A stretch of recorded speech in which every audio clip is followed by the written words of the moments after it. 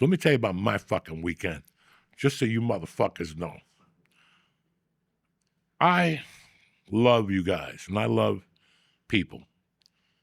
But there's a line in Goodfellas that I heard when I first went to see that movie, and my head blew up because that's exactly who I am. And since then, so it's 1991, and I was always like that before that. And the line was, we always hung out, but there was never no outsiders. Never no outsiders. People do what the fuck they want to do. When I was 20, I'd tell you to send your cousin home and you go home with him. I was one of those guys. There's somebody in North Bergen I love dearly, but I could not hang out with him because he always brought his younger cousin. What we were involved in, I didn't want that kid to see. You know what I'm saying? Like, if the cops come, he's going to talk.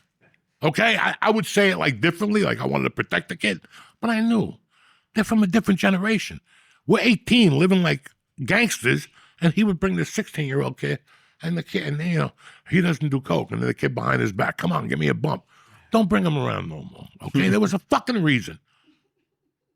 So then all this comedy shit happens, and you have to do things.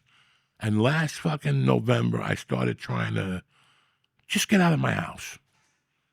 You know, I just want to get out of the house, man. I just want to be a normal person and be able to go to a bar or a restaurant and people don't come up to you and fucking, what size is Joe Rogan's foot? You know, I don't fucking know, you know. So by January, I knew it was a waste of time. People have no manners. They don't give a fuck if you're on mushrooms. You know, they don't give a fuck if they're on coke. They'll continue to give you any beating. So I said, I'm just going to smoke pot and go to my original plan. And from time to time, I do my thing. I play bocce. I go to the gym. I go to jiu-jitsu. And I'm pretty fucking cool in those places. So it's fucking Labor Day, right? What is it this weekend? I get invited to a couple barbecues. I know the people on Saturday. I go to their house. Cool as shit. Great barbecue. Kids. My daughter's in the pool. Blah, blah, blah. They had, oh my God. They had a caterer from Staten Island. The fucking sausage and peppers were out of this fucking world. The dog out of this world. Anyway, Sunday I got invited to another barbecue. And I loved the guy. I just went to dinner with him last week. And he goes, you know, I go, who's going to be there? This guy, that guy, this guy. I know these people. And he goes, a couple of my friends. I go, all right. You know what? At least as I have cover, I'll be okay. And the party was great. I had a great time, guys. The food was great. Pizza was shitty. The food was great. You know, the company was great. I saw people I hadn't seen before. The kids got huge. Like, these are the kids that she first played softball with. So it's about 8 o'clock last night. I made some brownies this weekend that was so fucking good. They were so fucking good. It was 4-year-old weed mixed in different levels. In fact, when I went into them, you could see the different colors. It was like going into the earth. Clay, cement, Indian ink, you know, it was all that shit. Like the stuff when you put nugs in a jar and then you take it out. Yeah. I'm excited to do something like that. I was pissed because there was a couple nugs. I'm like, God damn it. I'm not going to take these nugs now. Forget it. But I had 2 joints left, and I gave them to a friend of mine. I gave one to a friend of mine, and she called me back. She goes, that is the best. This joint had to be 2 or 3 years old. And she's like, that's the best joint I ever smoked. I couldn't stop giggling. Me and my girls laughed for 2 hours. I go, I got one more left. You want? And she called back. She goes, you ever get more? I go, that's the last one. But I remember I had that 10. So my wife had that, not the fucking Betty Crocker one, but the other one, the Guadalajara. What is it? No, not, I just said, not Giardelli. And I go, buy some walnuts. Ooh. You know me, I don't give a fuck if you're allergic. You're going to go down any way you put it. I'm either going to get you with one or with the other, you know, so it don't matter. So I don't give a fuck if you're allergic. Yeah, I don't give a fuck. I'm not going to listen to that nonsense. If you're allergic, deal with it, okay? Well, you're not eating my brownies. Yeah, at least you're going to be scratching and your throat's going to be swollen, but you're going to be high as a motherfucker, right? So my wife mixed up the batter. We throw the walnuts in, whatever the fuck they are, almonds, I don't even know. And I get up there and I got a frying pan. I spray it down with the olive oil spray. I keep it down to a small thing, and I just start throwing weed in there. Fwah, fwah, and a little butter. Fwah, fwah.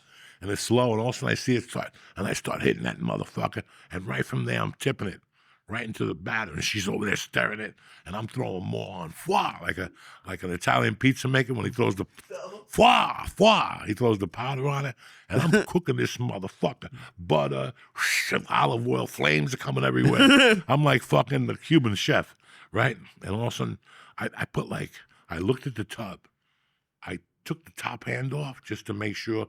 I don't like shit like that. I don't like freezer burn. So I took the top, threw in the garbage, and the rest was just, and it was down to maybe a ½ inch. And I said, that's it. And man, I started licking that thing. Ooh, before those brownies came out, I was already humming. So finally, the brownies came out on Saturday, right? Was it Saturday? So Saturday night, I ate them. Oh my God. You know, you don't think my tolerance is off the batter. Like so off the chain, like I felt something, but I kept smoking weed, and I went to bed Saturday night because the honeymooners weren't on, because it was college football and it wasn't even Hawaii, and I got up at 2 a.m. to pee.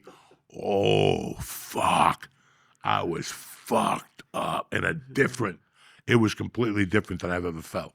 Oh Jesus! It was like deep. My arm was numb and shit. The first time I woke up, the room was cold, and I actually like broke down. I had to get a hooded sweatshirt and put it on and grab the cap and put them on me. And I'm like, how high am I? And I looked at my wife. She was fine. I'm like, what the fuck is wrong with me? That's how high I was. My body was shaking, dog. Oh my God! And you have no idea how many milligrams at all or anything, because you just even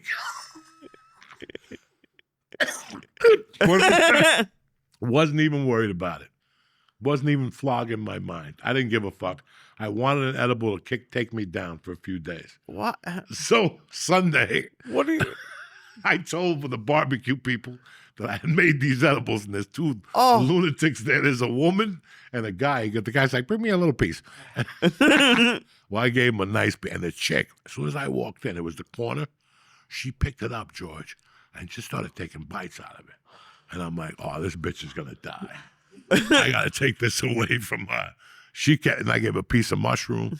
So she was 3/4 in, and then he ate a little piece, and I took another big bite. And that was the end of that. I gave him the rest to put in the cabinet. I have not heard from him yet today. He has not even contacted me at all. We were supposed to cook steaks today. He did not even fucking. He's in no shape for cooking. I spoke to the lady, and she said that she got home, and thank God she was in bed because she didn't feel her legs, that she had water by her, and, just hilarious. Kick this motherfucking muley.